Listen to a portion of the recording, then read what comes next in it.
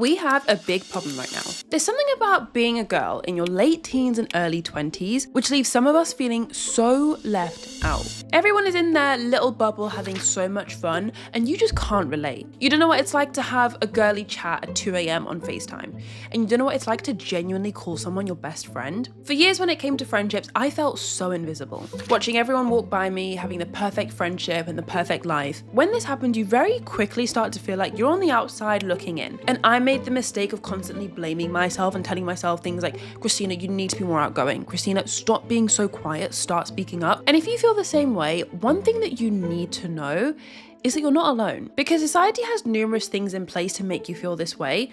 You don't feel lonely by choice or by any fault of your own, but instead it's by design. Over the years, I've learned a lot when it comes to this topic, and I'm gonna share everything that I know in this video.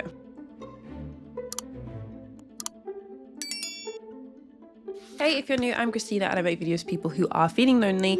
If you're a people pleaser, overachiever, overthinker, over anythinger, you're in the right place. In this video, I'm going to be focusing on my experience as a girl. I know lots of different people will feel this way, but I just thought it'd be interesting to make a video on feeling lonely and left out and not included in friendship groups from like a young female perspective. A lot of videos out there touching on this topic all talk about social media. It seems like the big bad word that makes us so alone and isolated, and we're so connected but disconnected at the same time. I feel like social media, yeah, it plays a big role, but it actually is like bigger than that. Because social media has created a situation where people are more preoccupied with how life seems like it's going than how it's actually going. Social media is low-key that friend that only cares about you when things are going well, but the moment you bring up like you're having a bit of a rough patch, like they don't care. I think to the older generations, they don't understand and comprehend just how much some of us, like, we have friends. Like I'll say, oh yeah, this girl's my friend, or that guy's my friend. But when I say friend, I mean, I don't see this person that often. And like, we just reply to each other's Instagram stories. He's my friend, but like, I probably won't see him for another year. Or like, oh yeah, she's my friend, but like we mainly just talk via like sharing TikToks. Like that is our friendship. Versus if you ask a 35-year-old person or like a 40-year-old person, maybe even late 20s, a 28-year-old person, if they say someone's their friend, I feel like they actually do meet up with this person regularly. They know about serious stuff in their life, good and bad. It's not just a surface level friendship where you have an idea of what's going on in their life, but like they won't be able to turn to you when they're going through a rough patch. And that's what I feel like a lot of us are missing out on. Because you could argue like having friends isn't the hard thing. There are a bunch of people you probably reply to their Instagram stories, or there's a bunch of people who you'll swipe up to on Snapchat. I don't even know if that's even a thing anymore. Do people still do swipe ups? I don't know. But like, if you fail your driving test and you come out of the exam like crying because you're like, oh, I just needed to pass this test, who are you going to turn to? Or if your boyfriend of 1 year breaks up with you because he cheats on you and you need, like, you literally, this is your first ever heartbreak and you need someone to turn to, like, who will you turn to? Say you're one of those people that like genuinely you have no real friends. All your friends are people that you just like, you say happy birthday on Facebook, or that you see a photo of them in a nice outfit on their Instagram and you're like, oh my God, look amazing. Like, you know those friends where you only ever post positive comments on their Instagram post and like that's your friendship? Something I think about a lot is why we don't have less of those friendships where we're just keeping in touch via Instagram and TikTok, and more like genuine, real, we meet up regularly, we make time to see each other, real life, real world friendships. And I think one of the big reasons why is because we have a hyper individualist culture. Because of the mega focus on hustle culture and grinding and being hyper productive, climbing the corporate ladder, trying to get a 6-figure job, because of this immense culture that a lot of us have and a lot of the goals that we have as well, some of us have made it a bit of a personality trait to like cut off toxic people or isolate yourself. This sort of culture and this sort of mindset, I feel like is breeding ground to feel lonely. I was listening to a podcast where a woman was talking about this in a bit more depth. It was on the Chris Williamson podcast, and she was basically saying how self-improvement sometimes makes people so like focused on themselves. Understandably, if you've got something you want to work through, whether it's trying to stop procrastinating or you're trying to be more disciplined, whatever it is, you naturally, focus on yourself. You read books, you start to journal, you adopt all these good habits, and it comes from a good place, but then slowly over time, without you realizing, it just makes you so focused on yourself. This might be the case for some people. I don't want people to comment and be like, I'm interested in self-help, but I'm not selfish, I focus on other people too. It doesn't apply to everyone, but a large part of our modern culture, especially when it comes to work and like reaping the benefits in work, trying to earn more money, climb the corporate ladder, building a business, it can really make you the sort of person that's only focused on yourself and you're not even interested in entertaining people because it doesn't give you any sort of like monetary career gain. It's almost like this category of people, like no shame to them, because this was me at one point as well. Like there was a period of time in med school where my ambition was to like become a doctor and like climb the medical ladder and like achieve a certain prestige in the medical field. Without even realizing it, I basically said, like, my career and money is actually more important than making friends right now. There were literally times when I got invited to go to stuff, go for dinner with people. I'd say no because I was like, well, no, I'm grinding. I want to plan a YouTube video. I want to upload. I want to grow my channel. Like, I knew what I was doing. I knew I was placing my career and ambition ahead of friendship and connection. I did it consciously. I knew I was doing it, but I didn't realize that would have consequences later on. When I was at my rock bottom in medical school, like literally went to the doctor and got diagnosed with anxiety and depression, started antidepressants, started anti-anxiety meds. I thought the reason I hit that point was because I was so burnt out from exams and so burnt out from studying, so overwhelmed.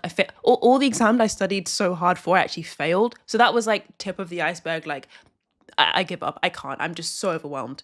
When I had that moment, that sort of era of my life, I thought it was all like medical school problems. I thought it was all like, oh, I worked too hard, I burnt out, I failed. I just thought it was all that sort of thing. Looking back, a huge problem as well was because I feel like I didn't have anyone to open up to. Technically, I knew a bunch of people. I was going to placements every day, every week.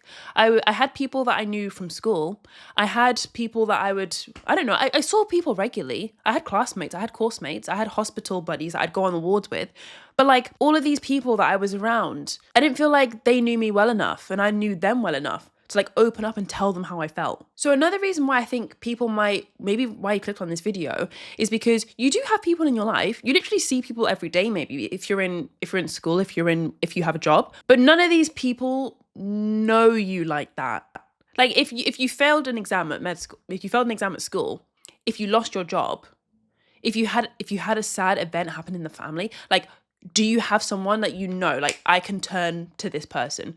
If you don't have that, I feel like you will feel so lonely. And that's how I felt. If anyone's going through something similar, one thing I would say, having like gone through that time and like it's past me now, I've graduated medical school now, so that's like well behind me. The one thing that made me like a million times better was thinking of one person that I could kind of turn to. And I essentially told this person and I felt a million times better. Like if there's any advice I can give you, even if it's so scary opening up with a problem that you have or a tough time you're going through, like don't go through this alone. So moral of the story, girl bossing is all fun and games, climbing the corporate ladder, building an empire. Sure, that's really cute. That's amazing.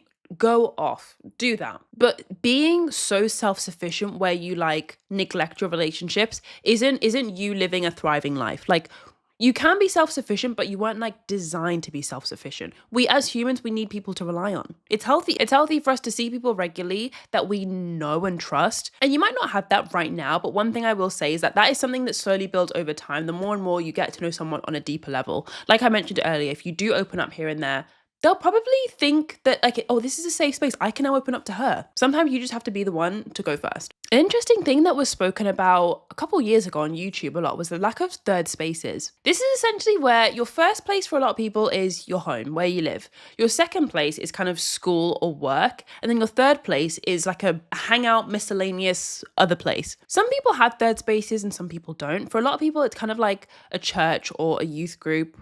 Some people, it's the gym. For some people, it's like going to the club. For some people, it's like cafes and libraries. If you have a dog, it could be a park that you go to regularly. It's essentially just like a third place you regularly go. You go home after work, and then, in between your free time, you kind of go to this third place. Which is interesting because I've listed a bunch of physical spaces like church, cafes, clubs.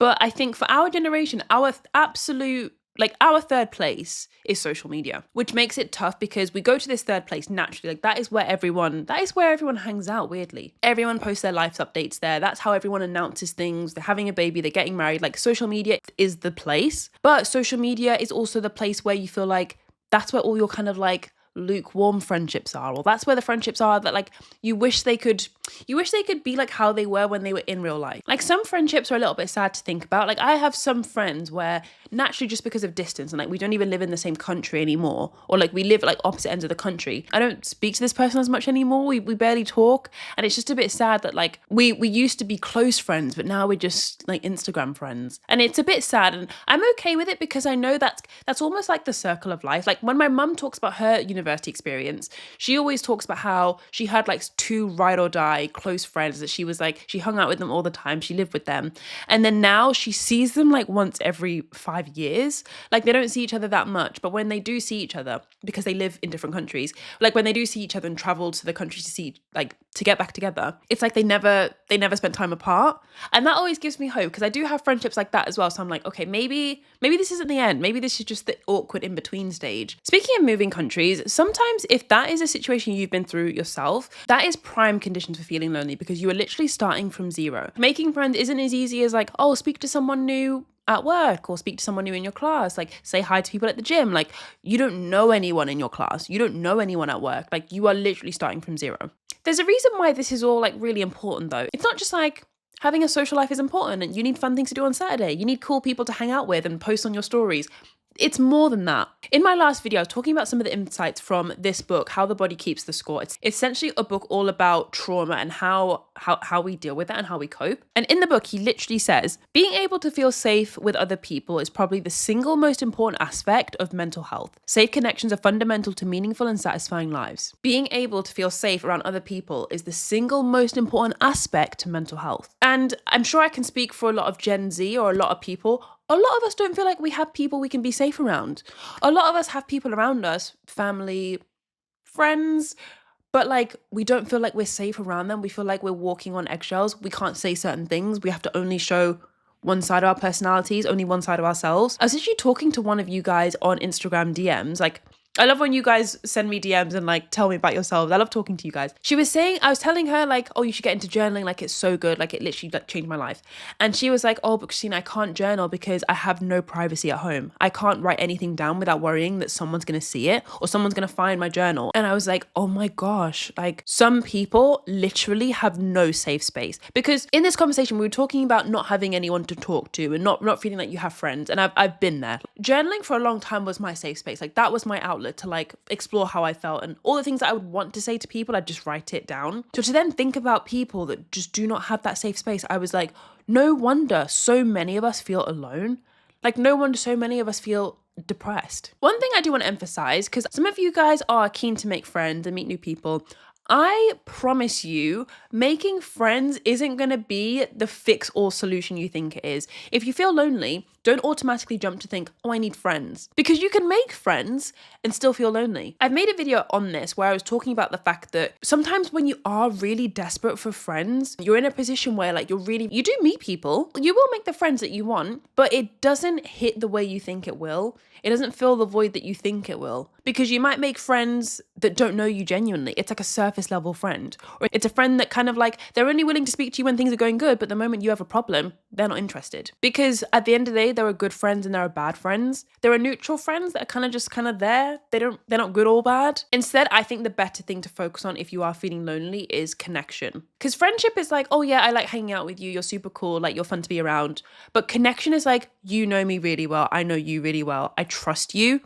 There are people that I had loads of fun hanging out with, but they did not know me well. Versus the people in my life that I have now, it's a small circle of people, but the people that I do have, I feel like if I called them up and told them like, I'm feeling pretty rough, like I just wanted to talk to you about this, they wouldn't be surprised because they know me well and they know the ups and downs of my life. And what we have is based on connection, not just common interests or common hobbies. Something very exciting that I'm starting to do is I've started to have one-to-one chats with you guys. If you go in the link in my bio or description, I've got a link which will allow you to kind of book a Calendly call with me. Essentially, guys, I want to build a community where we can all talk like together. And to build this thing, I want to know about you guys. Like I need to know more about where you're all from, like how old you all are, like what would you want in a community where you can talk to like-minded people? Because I've thought about just starting a Discord, but then I'm like, everyone starts a Discord. Like I want this to be a bit more. And I don't really know where to start. So I kind of need to like talk to some of you and like understand you a bit better. And so yeah, if you want to talk to me or if you just want to join the wait list, the link is the exact same. If you just click on that link and you'll be added to the wait list, and you can also book a call with me. Another thing I've noticed nowadays is people are a lot less open. There's probably a million and one reasons for this. Maybe people are more scared of being judged and made fun of. People are quite judgmental nowadays. Like if the amount of things I see on social media where people are like secretly recording someone at the gym and they're like making fun of them, or like someone's taking a photo of someone and like they're making fun of their outfit. Like I think people are less open nowadays because they're scared of being judged, whether it's in person, like literally to their face, where it's like, is this going to go viral on TikTok? But then I guess people are also scared to like go first. I see this a lot. I find whenever I'm meeting someone new or like I'm going up to someone, I feel like I'm always the one going first, just because I know how scary it is. I have been that person that was terrified to do it, and I'm now not fussed by it. So I'll take one for the team. I'll go first. I also think people could be less open because people are a lot more self-sufficient nowadays. Again, I don't know whether it's because we're like hyper individualists. We just want to focus on ourselves. So people are less open to meeting new people because it's like, oh, I don't need you. I'm focusing on my career right now. I don't know. One thing I've learned, like, especially from reading this book as well, it's okay to have that to recharge, because I definitely need time alone to like just decompress after a stressful day of like being in the hospital and being around people 24/7. Like, but going to work, coming home, and then going to your third place of social media and just scrolling all evening, sending a few TikToks to that friend that you've not seen in over a year, that can't be your only form of connection.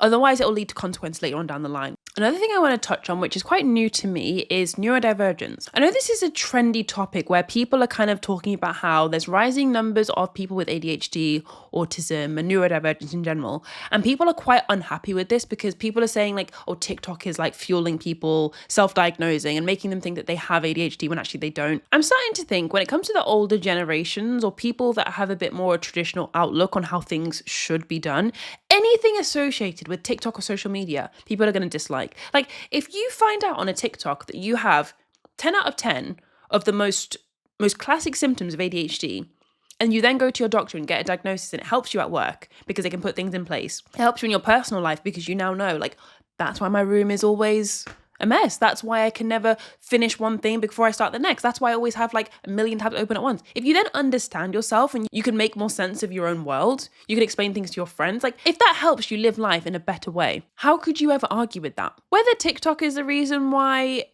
ADHD, autism rates are increasing, or whether it's another reason altogether, people who are neurodivergent are notoriously left out of social settings. I read a book all about this a while back. It's called Unmasking Autism. And this was the book that made me think, like, Christina, do I have autism? Like, I see a couple of your comments where you guys are like, oh, like you do have neurodivergent traits, or like, oh, you do have like that autism flair. Like I see some of your comments. Now, when I'm on certain parts of the internet, I do see people being like, am I actually an introvert or am I just autistic? Or I see people saying like, am I antisocial or am I just autistic? Like, I think if you don't have a good understanding of what some of the features are of neurodivergence, you might think, oh, I'm antisocial, or I'm a people pleaser. I'm someone who prefers to just work a lot and focus on myself and not really talk to people. You might think that that's just you and that's your traits. But actually, it took me reading a whole book about autism to be like, oh, some of these are autistic traits. But if you do have autistic traits or you do have a diagnosis of autism, ADHD, it's no wonder that you'll feel left out of social settings. It's no wonder you'll feel lonely, because it is just classic autism experience to feel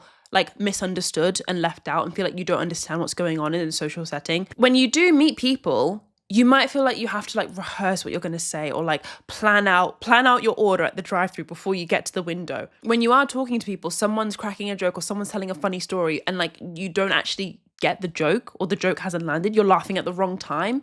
You're having to like look at other people to check like, oh, it's okay to laugh now. If anything I've said resonated in this chapter of neurodivergence, I definitely recommend reading the book Unmasking Autism. It opened my eyes to a lot, and it helped me understand neurodivergence a lot better, autism in particular, but also I feel like I understand myself a little bit better as well. In 2024, I'm starting to think feeling lonely is actually a more common experience than feeling like you have friends. Like I think you're actually in the majority if you feel alone and you feel like you have like no friends to genuinely talk to. I feel like people that are lucky enough to have, I have a solid friend I could talk to if things are rough, or I have a solid friend I can talk to when things are going well. Because I also have the issue of sometimes I have good news I want to share and I feel a bit awkward telling people. Like I feel like if I share this good news, I'm bragging. And I don't want to brag. So I kind of just, I don't share my good news. I just keep it to myself. People who have that safe space are definitely in the minority. And for me to get to that place where I do feel like I have friends that I can do all of that with, it took a while. I don't want you guys to think making friends is an event. Like today you don't have friends, but next week you will. Like it's not something that's that quick. And that's not a bad thing. That's just normal, and that's just life. Like that's how it happens. Some things are slow in life, some things are quick in life. One thing that I do think can happen quite quickly is connecting with people. Like sometimes it just takes one conversation of you opening up about something, and then the other person relates, and you both feel like, oh, like I see her on a deeper level now. Like, and she sees me on a deeper level. Like this happened at the hospital the other day. Basically, one of the patients that I helped to look after was like, the nurses said, oh, he's dying. Like he's slowly passing away. He seems really unwell. He's not eating and drinking anymore. Like he's dying. And it's been like 2 months of working this job as a doctor now, and that's probably the biggest shock for me, just like how quickly people can die. Anyway, that's a video for another day. Anyway, I was filling out some paperwork for this man that was passing away, and I was filling out some documents. I went to his family member just to ask him a couple questions, double check some things, and she just started talking to me about how a lot of her family members have started to pass away. She's lost a number of her family members, and I was like, oh my gosh, I'm so sorry. I'm sure it's a lot. We then started talking about this family member and some good time that they had. And I was like, oh, that's so nice. I'm glad that you shared some good memories. And then I told her, maybe it was unprofessional of me, but I just thought I just felt, when you just feel compelled to share things. I just said I'm so glad you shared that with me, because now I feel like I want to make the most of my time with my family members. I told her I've not had a death in the family, touch wood. I've never been to a funeral in my life. I've never seen a family member pass away. And I told her thank you so much for sharing that. I really want to make the most of my time with my family now. And she was like, oh yeah, that's amazing. And then we finished off the documents and that was it. But I just feel like that one conversation, I really saw a different side to her, and maybe she saw a different side to me. So even though me and this woman are not friends, I've never seen her since, and we're not friends, but we definitely connected. I don't want you guys to chase the wrong things and try to jump on Bumble BFF or jump on some random app or thing to make friends and think that can happen overnight, because just because you have common interests with someone and you both like Pilates, you both like matcha, doesn't mean that you'll be friends. It's actually more so conversations where they open up, you open up. That is where connection will come from. And the best friendships, I think, come from connection.